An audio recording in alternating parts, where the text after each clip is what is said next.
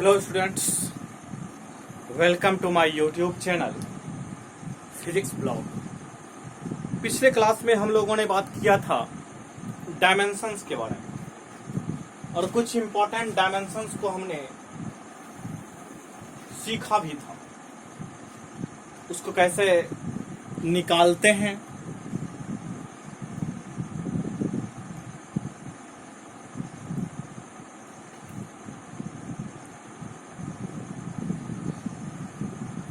इसके बारे में हमने पिछले क्लास में जाना था। आज हम बात करेंगे कुछ और डायमेंशंस की, जिसको हम उसको कंटिन्यू करेंगे। पिछले क्लास में मैंने सरफेस टेंशन का लास्ट डायमेंशन किया था। मैंने बताया था सरफेस टेंशन जो होते हैं, जिसकी चर्चा हम आगे करेंगे, लेकिन फिलहाल डायमेंशन बताया था फोर्स अपॉन लेंथ। फोर्स का डायमेंशन बताया था MLT-2 और उसमें आपने L से डिवाइड किया था तो आपका आया था MT-2। सर लास्ट क्लास आपने यही किया था। आज हम बात करते हैं उससे आगे। नंबर तो हमें पता नहीं है। नेक्स्ट डायमेंशन की बात करते हैं हम, वो है वेलोसिटी। आपको कहिएगा सर वेलोसिटी का डायमेंशन तो हम पढ़ चुके हैं, लेकिन वेलोसिटी ग्रेडियंट पढ़ना है। इसमें भी कुछ ज्यादा नहीं है। वेलोसिटी ग्रेडियंट का मतलब होता है वेलोसिटी अपॉन लेंथ, V/L। इसका डायमेंशन LT-2, इसका dimension L। Velocity upon length, V का डायमेंशन LT-2 एक्सलेरेशन का डायमेंशन होता है। वेलोसिटी का डायमेंशन LT-1 होता है। तो T-1 ये हो जाएगा, इसको हम लिखेंगे M0 L0 T-1। Velocity gradient आज का ये पहला टर्म है, वेलोसिटी ग्रेडियंट, जिसका हमने डायमेंशन सीखा M0 L0 T-1। Velocity gradient होता क्या है? Velocity upon length. चलिए एक और इंपॉर्टेंट टर्म लेते हैं, coefficient of viscosity. Coefficient of viscosity किसको सीखते हैं? Coefficient of viscosity. विस्कोसिटी जो होता है VISCOSIC, इस टर्म का भी मैं बात करूंगा आगे चैप्टर में, लेकिन फिलहाल हम जानते हैं ये क्या होता है। सबसे पहले कोएफिशिएंट ऑफ विस्कोसिटी को डिनोट किससे करते हैं, उसे देख लेते हैं। कोएफिशिएंट ऑफ विस्कोसिटी को हम लिखते हैं ईटा से। इसको पढ़ते हैं ईटा, ETA, ईटा। ऐसे करके बड़ी एन ऐसा कर देते हैं, इतना ज्यादा मत निकाल दीजिएगा। इसको पढ़ते हैं ईटा। आप लोग समझ गए होंगे, कोएफिशिएंट ऑफ विस्कोसिटी को पढ़ते हैं ईटा। ये होता क्या है इसके बारे में हम जान लेते हैं। अभी फिलहाल अगर हम शॉर्ट में इसका फॉर्मूला लिखें तो स्ट्रेस लिख सकते हैं या प्रेशर लिख सकते हैं, बटे कह सकते हैं वेलोसिटी ग्रेडियंट। मैंने इसको शॉर्ट में लिखा है, आगे चलकर के इसको पढ़ाएंगे तो ये विस्कस फोर्स बटे एरिया होता है और नीचे में ये वेलोसिटी ग्रेडियंट। तो आगे आपको पढ़ाएंगे इसको डिटेल में, लेकिन फिलहाल डायमेंशन लिखने के लिए हमने ऐसा किया है। तो इसका डायमेंशन आपको मैंने बताया था force upon area MLT-2/L², ML inverse T-2। इसका डायमेंशन प्रेशर का ML इनवर्स T-2। आपने प्रेशर का डायमेंशन जाना था पिछले क्लास में, हालांकि जो प्रेशर का डायमेंशन होता है वही स्ट्रेस का डायमेंशन होता है। वेलोसिटी ग्रेडियंट आपने ऊपर देखा m0 L0 t-1, आप इसे सॉल्व कर सकते हैं। ये क्या हो जाएगा ml इनवर्स t-1, ये हमारा हो जाएगा वेलोसिटी ग्रेडियंट का डायमेंशन ml इनवर्स t-2। आपको डायमेंशन लिखने के लिए मैंने क्या किया, उसको प्रेशर लिख दिया, प्रेशर कहिए स्ट्रेस कहिए, हालांकि ये चीजें अभी आपके लिए कॉमन है, आपको अभी डायमेंशन से मेंशन है, डायमेंशन आपको जानना है। आगे के चैप्टर में इसको और क्लियरिफाई करने की कोशिश करेंगे। तो कोफिशिएंट ऑफ विस्कोसिटी का डायमेंशन होता है ml इनवर्स t-1,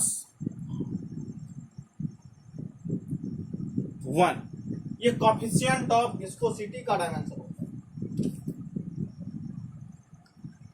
तो आपने जाना कोफिशिएंट ऑफ विस्कोसिटी को, कोफिशिएंट ऑफ विस्कोसिटी होता है ml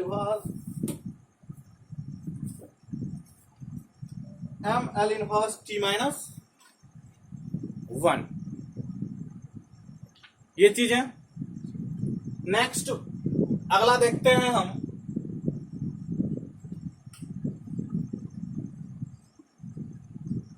फ्रीक्वेंसी।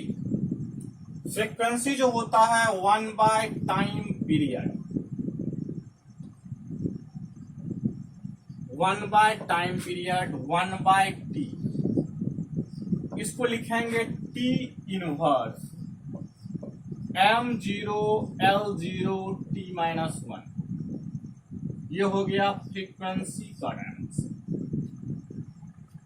नेक्स्ट देखते हैं, फ्रीक्वेंसी के बाद हमारा डायमेंशन होगा मोमेंट ऑफ इनर्शिया। ये आप लोगों को नया नया टर्म सुनने को मिल रहा है, ये कुछ दिनों में आपका क्लियर हो जाएगा। मोमेंट ऑफ इनर्शिया को mi से लिखते हैं, ये होता है मास इंटू डिस्टेंस का स्क्वायर। मोमेंट ऑफ इनर्शिया क्या होता है, मास इंटू डिस्टेंस का स्क्वायर, इसे कहते हैं moment of inertia. m multiplied by l square, इसका डायमेंशन क्या हो जाएगा ml स्क्वायर, इसको लिख सकते हैं ml square t0। Moment of inertia का डायमेंशन हो जाएगा ml square t0 ml square. Moment of inertia आप समझ गए होंगे। उसके बाद आपका अगला टर्म आता है टाउ, इसको पढ़ते हैं टाउ, TORQE, टाउ। टाउ को ऐसे लिखते हैं टाउ, इसको ऊपर लिखते हैं। फिलहाल आप लोग इसे नोट डाउन कर लें, आप लोग इसे नोट डाउन कर लें। उसके बाद इसको ऊपर लिखते हैं टाउ। टाउ का जो डायमेंशन होता है उसको देखते हैं,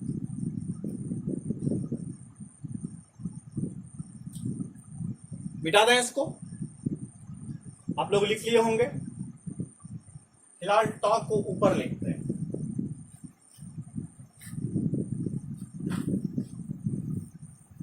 ये सारे जो मोमेंट ऑफ इनर्शिया, टाउ, ये सारे टर्म आपको रोटेशनल मैकेनिक्स में आएंगे। रोटेशनल मोशन जब आप लोगों को पढ़ाएंगे तब ये सारे टर्म आपको मिलेंगे और अच्छे से आप लोग समझिएगा इसको। अभी आप सिर्फ इसके डायमेंशन के लिए कुछ डायमेंशन आपको याद रहेंगे, न्यूमेरिकल बनाने में सही रहेगा, इसलिए मैं इसको लिख रहा हूं। टाउ पर आते हैं, टाउ देखते हैं क्या होता है।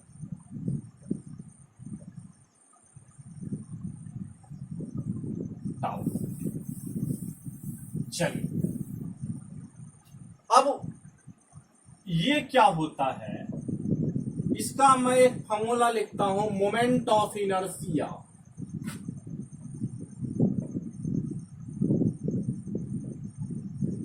Multiplied by angular acceleration.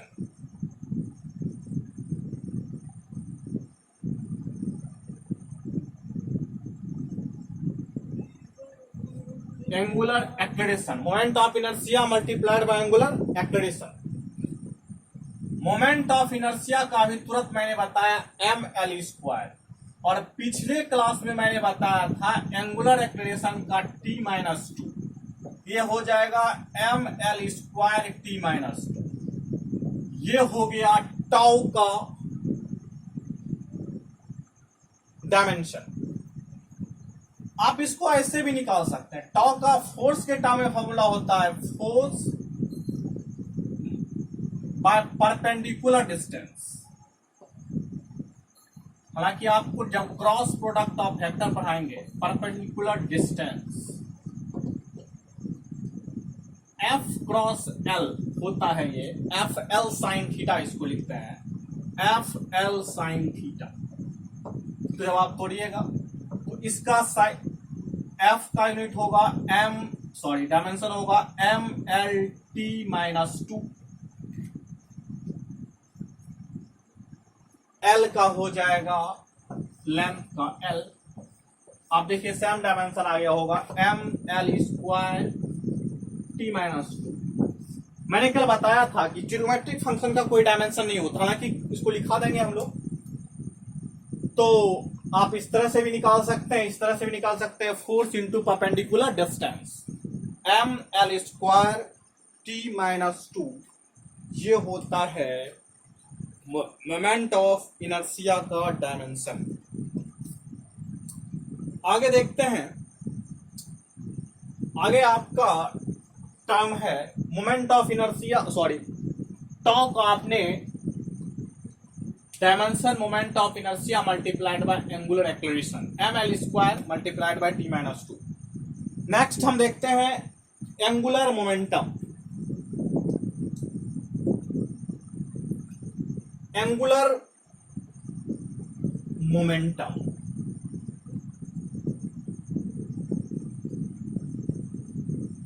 इसके डायमेंशन को हम देखते हैं, ये होता है moment of inertia multiplied by angular velocity.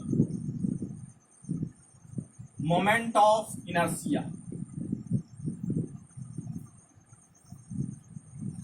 Momentum of inertia नहीं, moment of inertia, moment of inertia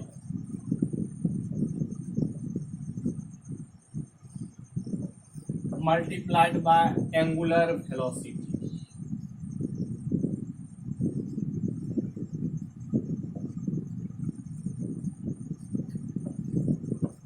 moment of inertia का होता है ml²,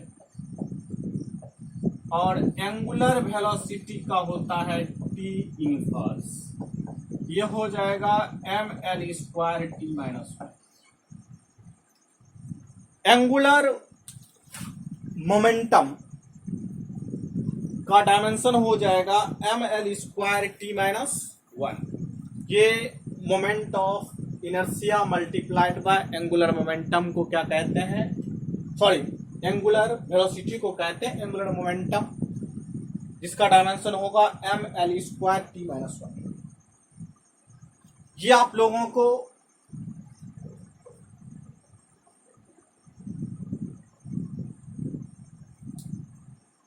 आप लोग लिख लिए होंगे।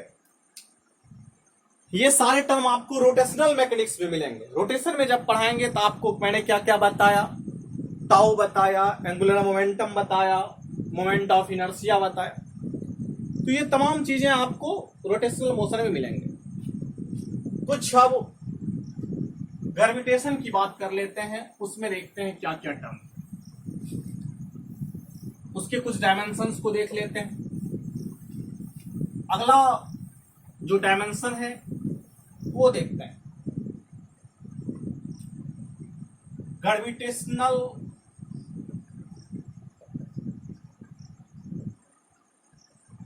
आप लोग ग्रेविटेशन भी पढ़े होंगे। ग्रेविटेशनल फील्ड, आप लोग ग्रेविटेशनल फोर्स के बारे में जानते होंगे। दो बॉडी के बीच में मास की वजह से लगता है जो फोर्स, उसे ग्रेविटेशनल फोर्स कहते हैं, आप लोगों को पता हो। हालांकि ये ग्रेविटेशनल फोर्स है फोर्स अपॉन मास, इसको कहते हैं ग्रेविटेशनल फील्ड। इसका डायमेंशन फोर्स का आपको पता है mLT-2 बटे m, ये हो जाएगा LT-2 ग्रेविटेशनल फील्ड का डायमेंशन LT-2, ये ग्रेविटेशनल फील्ड के डायमेंशन। आगे चलते हैं।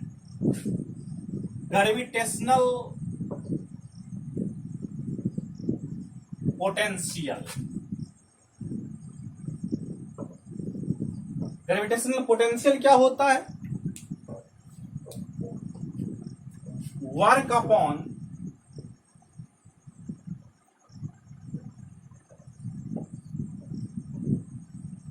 हम लोग इसके डायमेंशन को भी देख रहे हैं। वर्क अपॉन क्या होता है? मास। वर्क का डायमेंशन क्या होता है? mL²T-2 bye m। अब आप इसको सॉल्व कीजिएगा तो आ जाएगा L²T-2, आप इसको m0 L²T-2 भी लिख सकते हैं। ये आपका ग्रेविटेशनल पोटेंशियल का डायमेंशन। अब आगे एक और टर्म है ग्रेविटेशनल कांस्टेंट।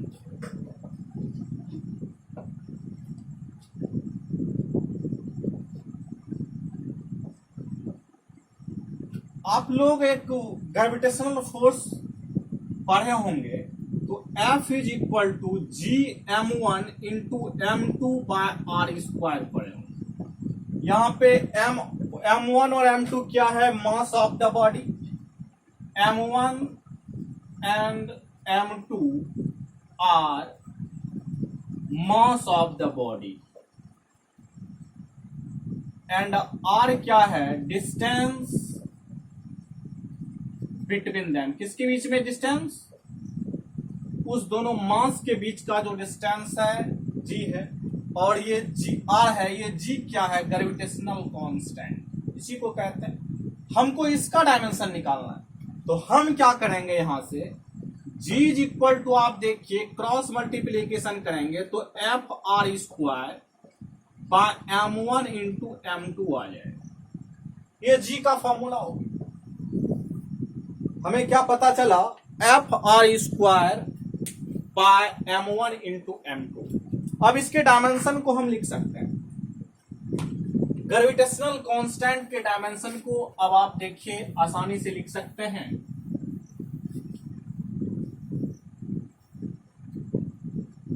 ग्रेविटेशनल कांस्टेंट का डायमेंशन होगा फोर्स का डायमेंशन, डायमेंशन ऑफ G कहिएगा तो होगा mLT-2।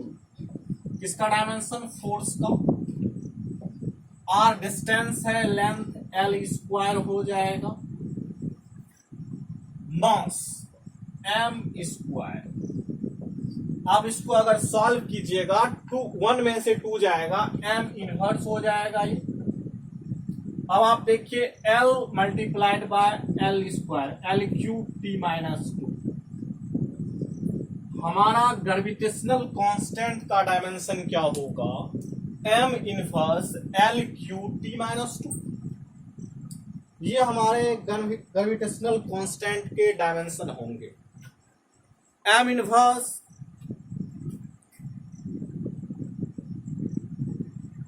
L3T-2।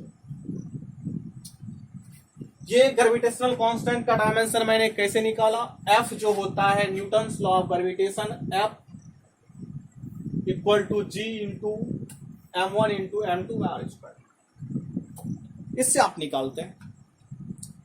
ये था हमारा ग्रेविटेशनल कांस्टेंट। इसको मैं ग्रेविटेशन चैप्टर में मैं इसके बारे में जिक्र करूंगा। ये था G का डायमेंशन m इनवर्स L3T-2। अब कुछ थर्मल फिजिक्स के डायमेंशन को देख लेते हैं, जो कि हीट। आप कहिएगा हीट क्या होता है? हीट आप लोग जानते होंगे, हीट जो है एक एनर्जी का ही रूप है जिससे हम क्या करते हैं? हॉटनेस और कूलनेस का फीलिंग करते हैं। कोई चीजें कितनी गर्म है कितनी ठंडी है इसके बारे में हम हीट एक प्रकार का एनर्जी, इससे हमको क्या होता है, फील्स होते हैं हॉटनेस और कूलनेस। तो जब हीट एक प्रकार की एनर्जी है, it is a form of energy.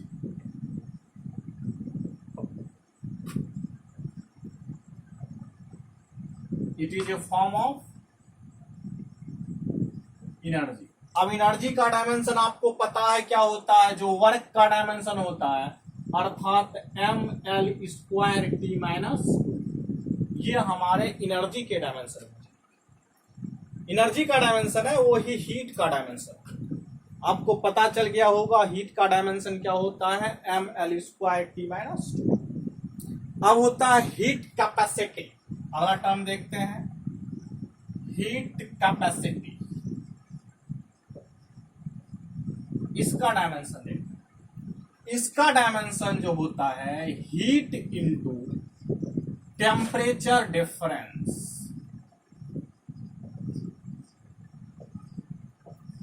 अब हीट का डायमेंशन mL² T-2। यहां से हम टेम्परेचर डिफरेंस, तो टेम्परेचर का डायमेंशन थीटा होता है, यहां से के और थीटा दोनों होते हैं, लेकिन यहां हम थीटा लिखते चलेंगे आगे, इसलिए मैं क्या लिखता हूं, थीटा।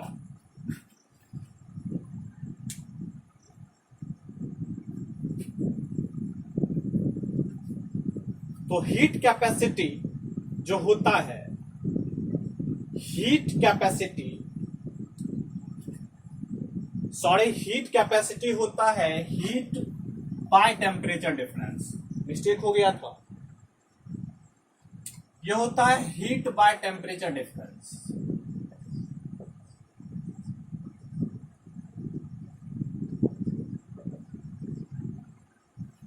तो कुछ नहीं करना है, सिर्फ वही सारी चीजें होगी, mL² T-2 बाय थीटा। ये क्या हो जाएगा, mL² T-2 थीटा इनवर्स लिखते हैं। ये हमारा हीट कैपेसिटी का डायमेंशन हो जाएगा mL² T-2 थीटा इनवर्स। यहां पे आप के इनवर्स भी कह सकते हैं, क्योंकि मैंने आपको बताया था कि टेम्परेचर को हम के और थीटा दोनों से डिनोट कर सकते हैं डायमेंशन में, ये चीज है। उसके बाद स्पेसिफिक हीट आता है, स्पेसिफिक हीट। स्पेसिफिक हीट क्या होता है, हीट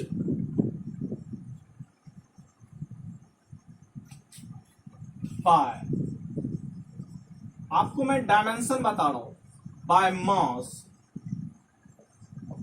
इनटू टेम्परेचर डिफरेंस, ये होता है स्पेसिफिक हीट कैपेसिटी।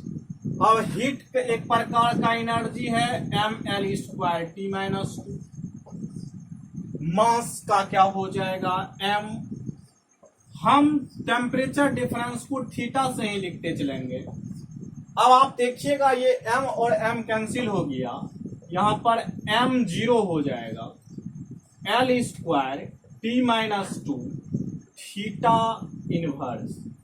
हम यहां पर जो है के नहीं थीटा ही लिखते चलेंगे, टेम्परेचर को एक डायमेंशन रखेंगे तो ज्यादा आप लोगों को भी ठीक रहेगा समझने में। L² T-2 थीटा इनवर्स, आप लोग नोट डाउन करते जाइए। उसके बाद होता है specific latent heat.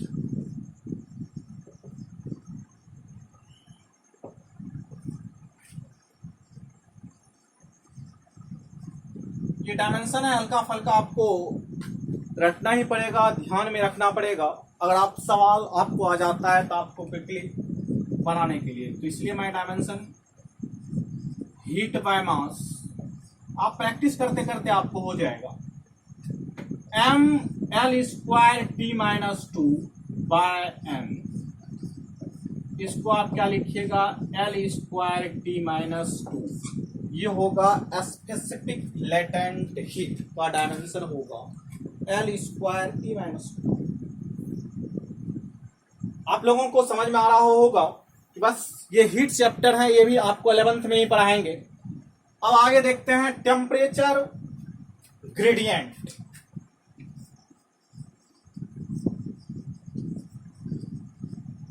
Temperature gradient ये क्या होगा, इसको देख लेते हैं। ये होगा टेम्परेचर अपॉन लेंथ। टेम्परेचर का होगा थीटा बाय एल। आप इसको लिखेंगे m0 L1 T0 theta minus 1, sorry theta minus 1 नहीं, थीटा प्लस 1 और L माइनस 1। स्पष्ट लिख लीजिए इसको। आप इसको लिख सकते हैं थीटा L इनवर्स, आप इसको ये भी लिख सकते हैं m0 L inverse T0 theta पर पावर 1। नोट डाउन कर लीजिए इसे। Temperature gradient, temperature upon length, ये होगा आपका टेम्परेचर ग्रेडियंट का फॉर्मूला। इसको आप लोग नोट डाउन कर लीजिए।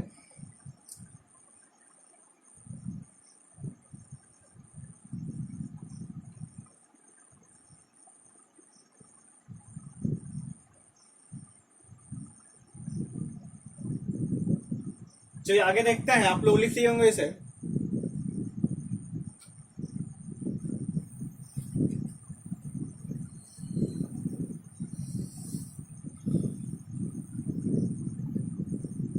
डायमेंशन आप तो सवाल जब करवाएंगे तो और आपको धीरे धीरे कुछ डायमेंशन जो कल मैंने बताया था, कुछ फंडामेंटल आपको याद रखने पड़ेंगे। धीरे धीरे आपको ये सारे जितने भी हम फिजिकल क्वांटिटी अभी लिखा रहे हैं, ये सारे फिजिकल क्वांटिटी आपको कहीं ना कहीं मिलेंगे। आगे हम देखते हैं एक और फिजिकल क्वांटिटी, थर्मल कंडक्टिविटी।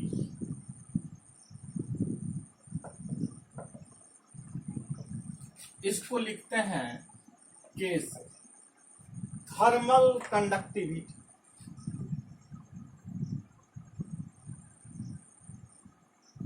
अब थर्मल कंडक्टिविटी का फॉर्मूला क्या होगा, इसको देखते हैं।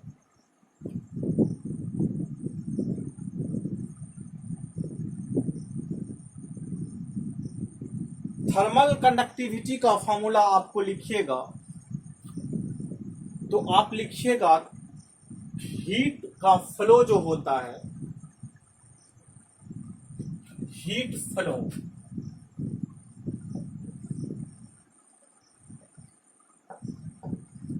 मल्टीप्लाइड बाय लेंथ x हो जाएगा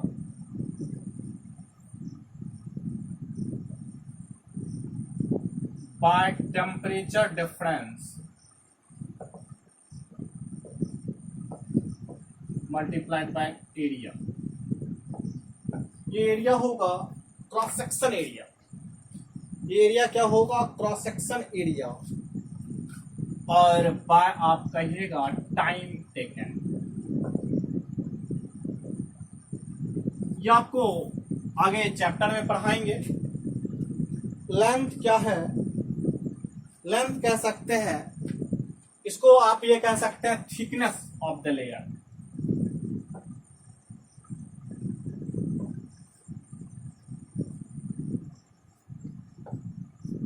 आप स्पष्ट लिख लीजिए thickness of the layer. Temperature difference multiplied by cross section area है ये, मल्टीप्लाइड बाय टाइम। इसके बारे में हम आगे बात करेंगे। तो अब इस सबका डायमेंशन आप लिख लीजिए ml square t minus 2। Thickness of the layer, thickness की बात कर रहे हैं, मोटाई, तो लेंथ होगा वो l, temperature difference theta, area l square into time का t। अब आप देखिए कहां से कट्टम कुट्टा क्या क्या होगा, आप देख लीजिए। सिंपल सा कट्टम कुट्टा कुछ नहीं करना है, m का m रहने दीजिए, 2 1 3, 3 में 2 जाएगा, या फिर इसको इसको कट कर दीजिए, बचेगा क्या, l बच गया, t minus 2 t minus 1 t minus 3 theta minus 1, ये इसका डायमेंशन हो जाएगा, m l t minus 3 theta minus 1। क्या थर्मल कंडक्टिविटी को लिखते हैं कैसे, इसका फॉर्मूला होता है हीट फ्लो, किसके थ्रू हीट फ्लो होगा, किसी आप कह सकते हैं जो इसका थिकनेस हो के सब्सटेंसेज होंगे, जिसका थिकनेस क्या होगा, लेयर का थिकनेस, और उसके बाद टेम्परेचर डिफरेंस, उसके क्रॉस सेक्शन एरिया, और कितने टाइम्स हीट का फ्लो कर रहा है, वो सारे का जो रेशियो होता है उसको कहते हैं थर्मल कंडक्टिविटी। इसके बारे में आगे बात करेंगे।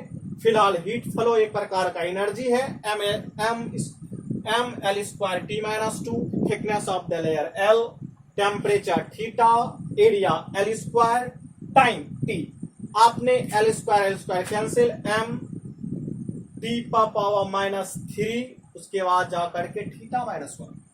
ये था आपका थर्मल कंडक्टिविटी, इसके डायमेंशन आपने जाना।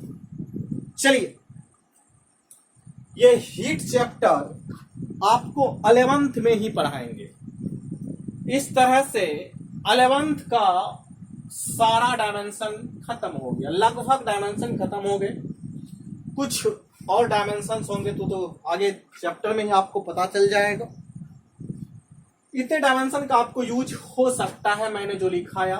अब कुछ 12th में जो टॉपिक्स पढ़ेंगे इलेक्ट्रिसिटी, उसके डायमेंशंस को देख लेते हैं। 12th में आप पढ़िएगा इलेक्ट्रिसिटी, इलेक्ट्रिसिटी में आप पढ़िएगा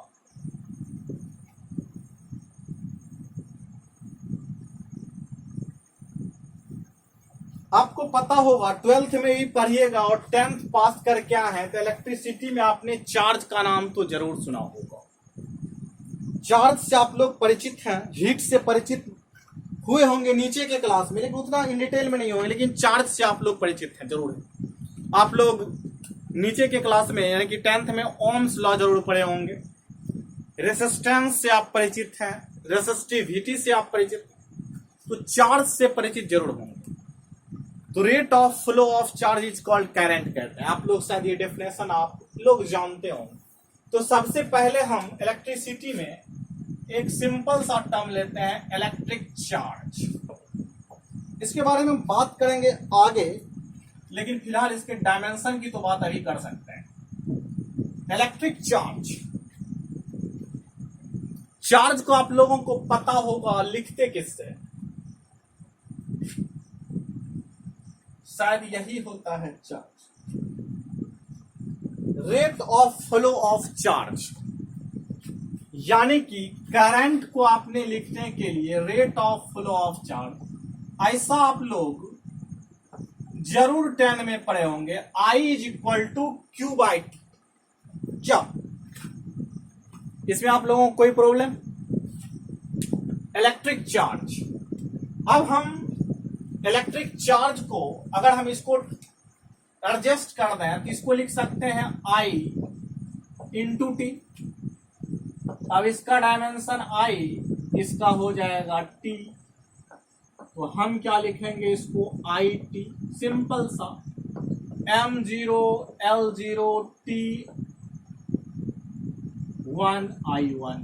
कितना सिंपल डायमेंशन है इसका इलेक्ट्रिक चार्ज का, I T।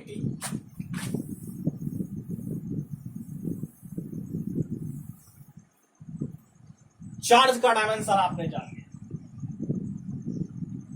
अब कहिएगा सर चार्ज का जान गए तो इलेक्ट्रिक करंट का भी जान लेते हैं। बस कुछ नहीं करना है, इलेक्ट्रिक करंट का I होता, ये तो आप फंडामेंटल क्वांटिटी क्या, तो आप लोग बेसिक फंडामेंटल क्वांटिटी में आप बेसिक फिजिकल क्वांटिटी में आपने इसको जाना था। चलिए, तो ये चीजें आपको पता चल गया।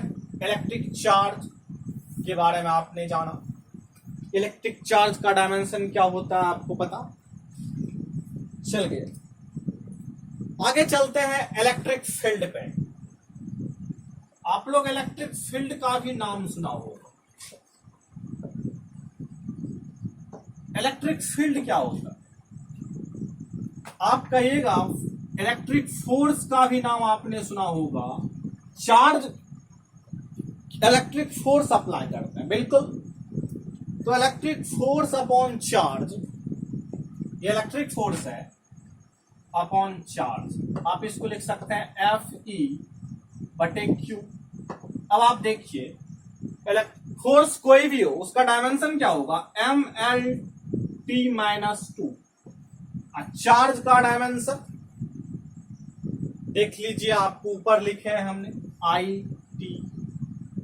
अब आप इसको एडजस्ट कर लीजिए, तो क्या हो जाएगा, mLT⁻⁻3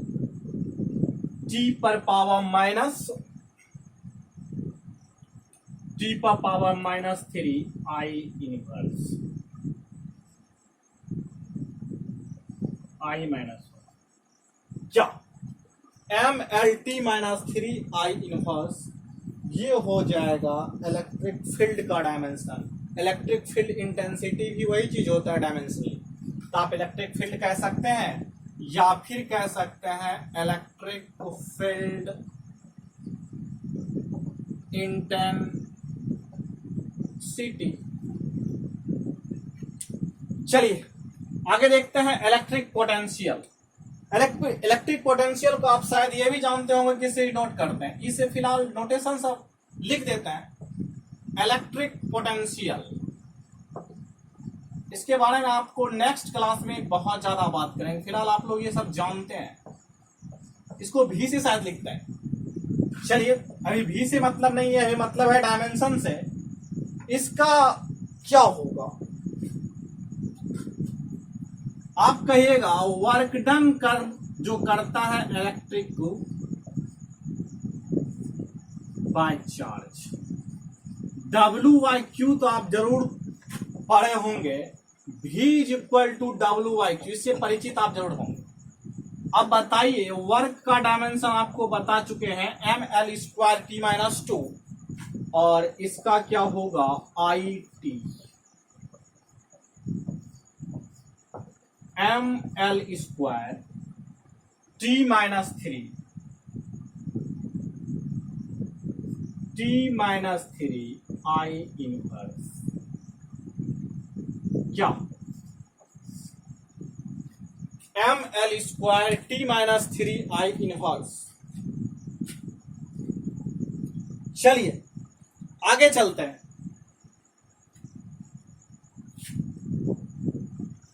मिटा दें। चलिए, इलेक्ट्रिक पोटेंशियल आपने देख लिया। अब आपको थोड़ा सा ओम्स लॉ को भी बता देते हैं। Current is directly proportional to voltage. इसके लिए कंडीशन किया, टेम्परेचर कांस्टेंट होना चाहिए।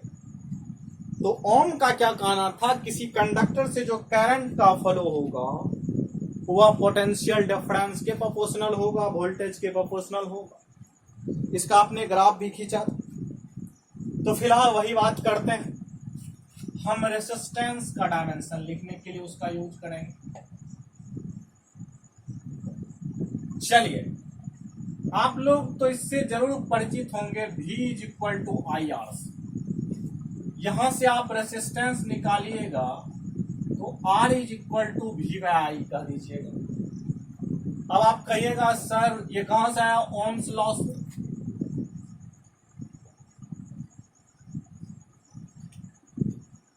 तो रेसिस्टेंस तो हमारा ये हो गया। अब इलेक्ट्रिक पोटेंशियल का डायमेंशन अभी हमने तुरंत लिखा है V/I। तो क्या हो जाएगा, mL² T-3 upon I. Oh, I inverse भी तो है इसमें। अब इसको क्या लिख सकते हैं, M L square T minus three I minus two. ये हो जाएगा रेसिस्टेंस का dimension, M L square T minus three I minus two. चलिए नेक्स्ट, एक और टर्म रेसिस्टिविटी। एक और टर्म देखते हैं, रेसिस्टिविटी। आप लोग नंबर देते जाइएगा। रेसिस्टिविटी के बारे में भी आप लोग जरूर सुने होंगे। कुछ इस तरह का टर्म आप लोग देखे होंगे, रो, ROW, रो। आपने कांस्टेंट टर्म एक और पढ़ा, ईटा। ईटा कैसे लिखते हैं, कुछ इस तरह से। चलिए, अब आप ये भी पढ़े होंगे नीचे के क्लास में, रेसिस्टिविटी जो होता है R into A by L होता है। क्या, R into A by L. Cross section area of the conductor and L length of the conductor, R resistance of the conductor. जरूर आप लोग सुने होंगे। चलिए, इसका डायमेंशन R का M L square T minus three I minus two. Area का dimension L square, length का डायमेंशन L। चलिए लिखते हैं, M 2 2 4 1 3 L cube T minus three I minus two. M L cube T minus three I minus two. ये आपके resistivity का dimension हो जाएगा। चलिए आगे चलते हैं, एक और टर्म कंडक्टिविटी। कंडक्टिविटी तो कहिएगा सर 1 बाय रेसिस्टिविटी होता है। बिल्कुल, 1 बाय रेसिस्टिविटी। तो आपको क्या करना है, बस उसी डायमेंशन को उल्टा कर देना। M L cube T minus two I minus two, ये हमारा डायमेंशन है। इसको उल्टा करके लिखेंगे तो ये ऊपर जाएगा, तो एम इनवर्स हो जाएगा, एल माइनस क्यू हो जाएंगे, टी प्लस थ्री हो जाएगा, माइनस में है, आई प्लस टू हो जाएगा। ये आ गया कंडक्टिविटी का डायमेंशन। कंडक्टिविटी को डिनोट करते हैं सिग्मा से। चलिए आप इसको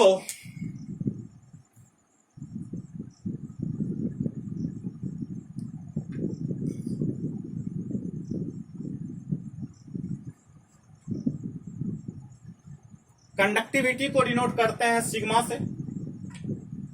next, M inverse L minus three T plus three I minus to.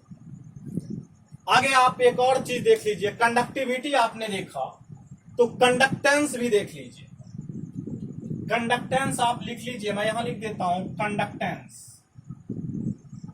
Conductance क्या होगा, 1 बाय रेसिस्टेंस हो जाएगा। तो आपको क्या करना है, इसके डायमेंशन को सिर्फ क्या करना है, M L square T minus three I minus two. इसके डायमेंशन को ऊपर कर देना है, तो M inverse L minus two T plus three, minus में है, आई प्लस टू। इसको लिख लीजिए, ये हो जाएगा कंडक्टेंस का डायमेंशन। मैं इसको स्पष्ट लिख देता हूं, यहां पर कंडक्टेंस का डायमेंशन हो जाएगा M inverse L minus two T plus three I square. ये होगा कंडक्टेंस का डायमेंशन।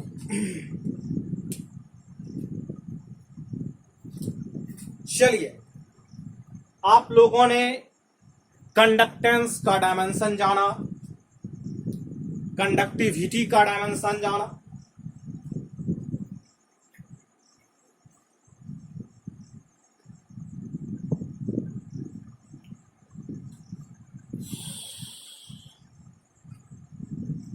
आप लोगों को ये सारी चीजें समझ में आ रही होंगी। बस एक बार सिर्फ ध्यान देना है इस पर, एक बार प्रैक्टिस करनी है घर पे, जरूर जरूर इसको अपने से लिख करके प्रैक्टिस कीजिएगा, धीरे धीरे आपको आ जाएंगे और सवाल भी करवाएंगे थोड़े थोड़े, तो आपको और समझ में आएंगे। इसके बाद कुछ और डायमेंशन है, या आप लोगों को एक आइडिया मैंने दिया कि ये सारे टॉपिक आपको देखने के लिए मिलेंगे, तो आप लोग इसको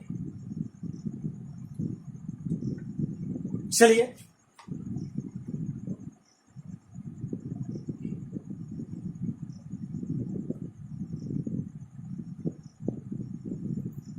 इसको मिटा दें।